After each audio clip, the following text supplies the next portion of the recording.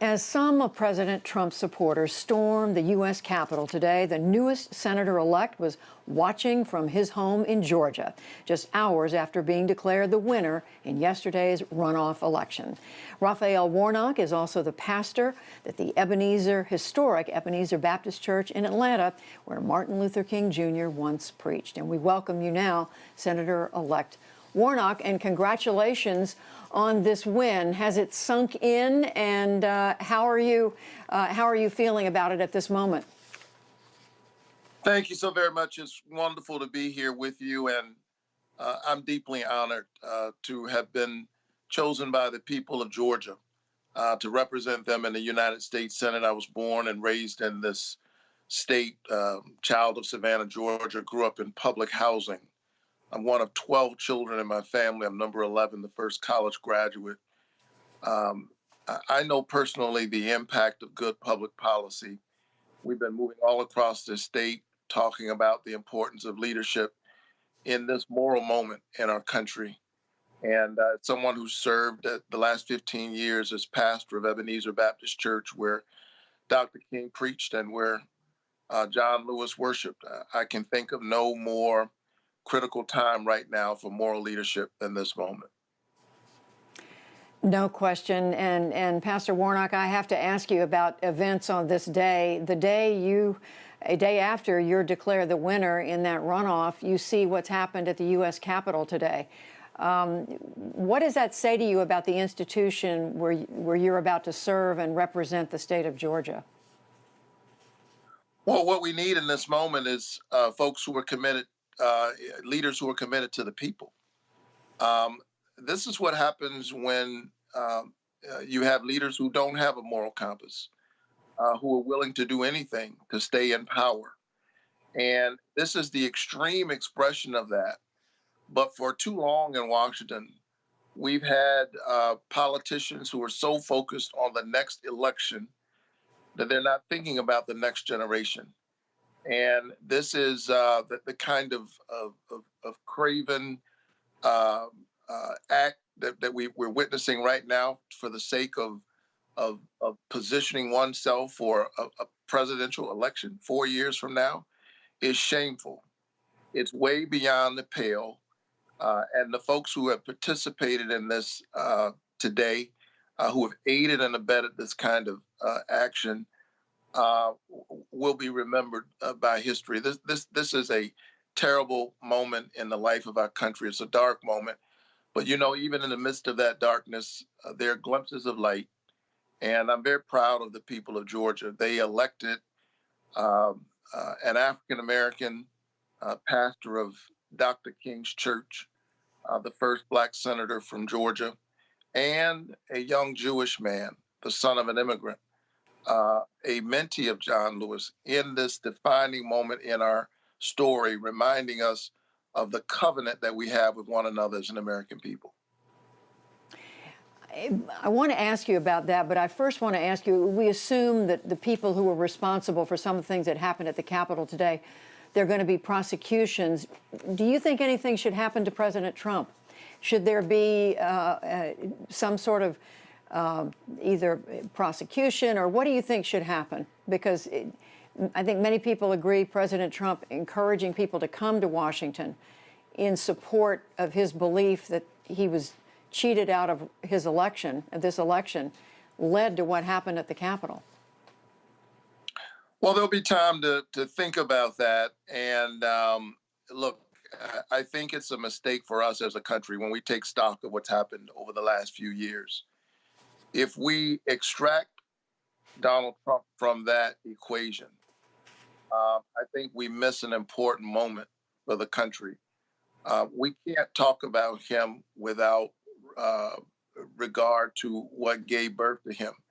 If we removed him from the equation, the toxic nature of what's occurred over the last several years, aided and abetted by people who are supposed to be serving, even my opponent, who agreed to be a part of that challenge today of the Electoral College.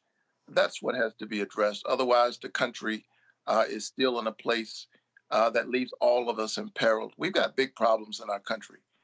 We're faced with a global pandemic, the likes of which we haven't seen in a century, an economic turn down. People in my state and all across the country are suffering. And we're not seeing the response from our government that we need. And that in and of itself is its own shame. But how do you go about addressing that? And by the way, Senator Loeffler is saying that she's not ready to concede. She's going to continue to contest this.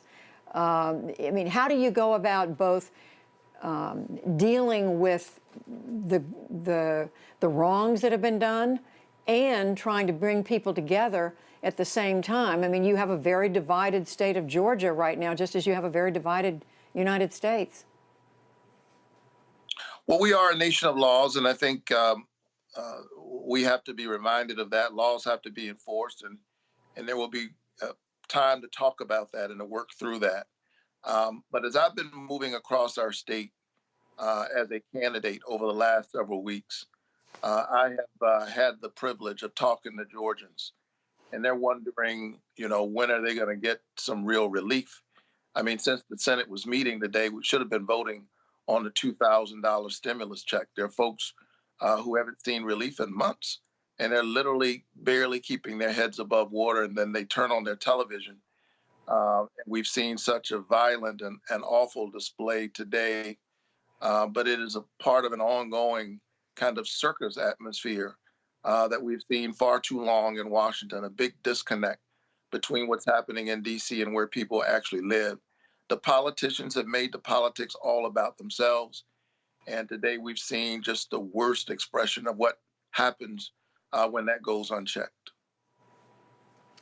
And do you have a tangible sense right now of how you work across the aisle? I realize your election just took place a few hours ago, but are you able to think at this point about how you work with the other party to get anything done in a 50-50 Senate? Well, we have no other choice. And, I think the words of Dr. King are particularly relevant in this moment. He said, either we'll learn to live together as sisters and brothers, or we'll perish as fools. And we cannot allow the covenant that we have with one another as an American people to be tattered by the worst demons in our nature, this kind of bigotry, old tribalisms, and racial resentments that rise up and demand that center the conversation in ways that are not helpful. And so I think in this moment we need folks who understand that at the end of the day, all we have is one another. And I was saying that during the course of my campaign, that we've got these conversations around public policy that need to happen around health care, around voting rights, around a livable wage, around our national security, all of these issues. But at root, there's a more fundamental question about the soul of the nation, the character of the country. And I think that the fundamental question before America in this moment, and we're seeing it play out literally on our television set, is, do we want to become a more divided nation, increasingly hostile, everyone in their own silos, whether those are partisan silos or ethnic and racial and religious silos, everyone armed and afraid of one another? Or do we want to build what Dr. King called the beloved community? Many of us have visited countries where there are a few people who have all the things that they need and then some. And then there are the masses of folk who are suffering, increasing wealth inequality, a disconnect. That's not America. This is not who we are at our best. And in this moment, we somehow have to summon the best in the American spirit and to remind each other and ourselves that at the end of the day, we are all we've got, Democrat and Republican, red, yellow, brown, black, and white. We are all we've got. And in some ways, I think this deadly pandemic has reminded us of that. We should have known before the pandemic that we need to have each other's back. But all of a sudden, we're dealing with an airborne, deadly disease. My neighbor coughs, they might be sick today, but because they're my neighbor and they coughed, I might be imperiled. That doesn't make my neighbor my enemy. That means that I've got to have my neighbor's back. Uh, that if they are uncovered, perhaps I'm unprotected. I should want them to have health care. I should want their children to have access to a quality education. I should want them to be able to work with dignity and earn a livable wage and to retire. I should want for them equal protection under the law. And tonight, as we watch these rioters storm our Capitol without, and we watch the response of law enforcement and juxtapose that to what happens when Black and brown people, whether they're in Ferguson or Baltimore and other places, have risen up nonviolently to give voice to their concerns. It's a market study in contrast that's hard to ignore. And I think it calls us in this moment to build a kind of multiracial coalition of conscience that I think we saw this summer in light of the tragic flashpoints of George Floyd and others.